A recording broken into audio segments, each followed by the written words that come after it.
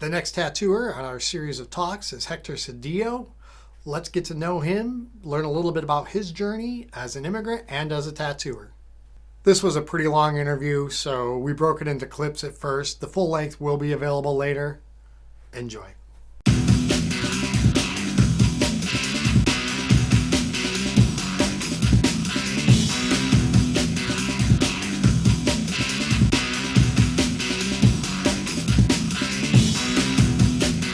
Learning how to live as a tattoo artist is insane. There's no rules. I mean, there's everybody's got to find their own path for that, because I can't follow your plan. It won't work for me, and you can't follow my plan. Absolutely. So everybody has their, we rowing in the river to a destiny, but everybody's on their boats. Yep. Dealing with it. Yeah, and we cross paths and we see each other and enjoy the time we do get to spend with each other, but you just never know. I mean, it was quite a while I didn't see you. I mean, you were living here, then you went back to Ecuador, then you're back here. And I mean, for a while I didn't know where you were. Yeah. Living the tattoo artist life, man.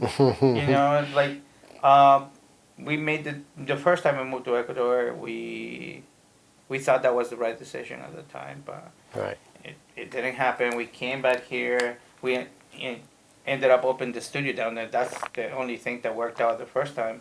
But then that studio started growing, by itself. Started growing, gathering momentum, and then boom, boom, boom. We got there the second time, and it was just rolling.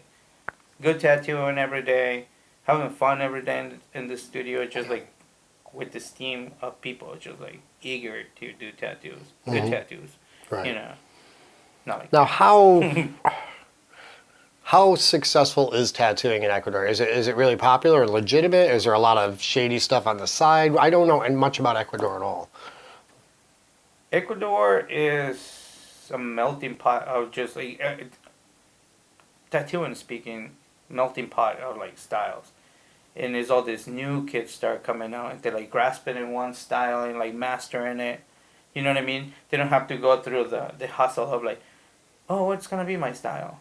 What am I gonna like? They just see something that appeals to them and then just go. And then, technology now and then allows you to just focus on tattooing. On tattooing. Not how the tattoo machine runs, not how the needles are set up. You're just fully on tattooing. Right. Well, I mean, that's sort of what I'm supposed to be doing, is making your job easier. Right. Yeah, absolutely. Yeah, absolutely. And it's one less stress. And people don't see that thing that way. There's some people think that you're crossing borders. That's not traditional tattoo. Well, who gives a fuck? You're doing a tattoo. You know what I mean? You're performing tattooing. You can give me a stick and a needle and I'll do a tattoo.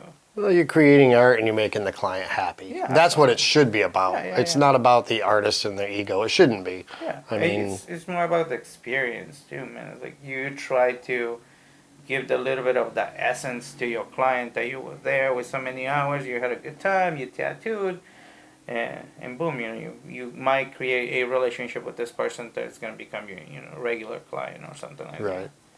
Well, it's funny though, because I know too many artists that try and control the whole tattoo experience. They only want to do a particular style, a particular thing, and they try and force the client into round peg square hole type of thing. Where I've always used to tell guys that work for me that would turn down tattoos because they were flash pieces or cartoons or whatever, something like this. I always told people, just get the client in your chair and tattoo them. And now you have a captive audience for, could be 30 minutes, it could be 3 hours. And during that time is when you develop that relationship. And now my studio, everybody had their own private rooms that they decorated with their artwork and what they wanted to do. So when you had a client captive, they get to know your personality, your artwork, and that's where you do your sales pitch. You expose them to the real you, your art, and if they like it, they're obviously going to come back, and sooner or later they're going to let you do what you want to do. And that's the problem now that I see in a lot of new tattooers, like newcomers, that they want that. They want to do that right off the bat. Yeah. You know what I mean? And I feel, you feel it because, like, to me, like, I wanted to do my own stuff, but I didn't know what was my own stuff. Mm-hmm. You know, until, like, and you're still learning and discovering yourself. Absolutely. Like, every day I'm doing something different. Every day I'm, like, exercising a different technique. You know, I'm, like, try is always being on my toes on tattooing. And like I said, not until, like, maybe 5 or 4 years ago that I was like, I'm gonna take tattooing to a different. I'm gonna approach tattooing differently, and I'm gonna try to play with the ideas of people and just I'm gonna do me.